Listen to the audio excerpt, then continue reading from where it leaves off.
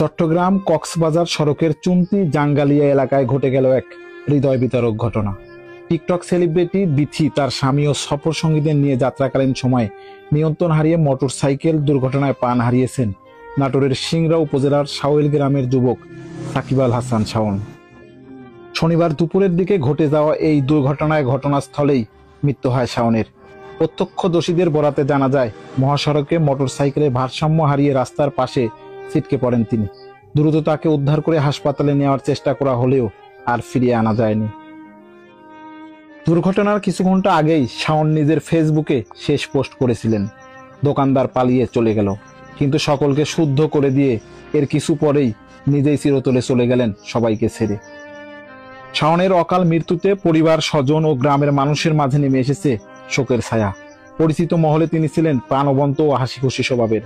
কেউ ভাবতেই পারছে না এত তাড়াতাড়ি এভাবে না ফেরার দেশে পাড়ি জমাবেন তিনি।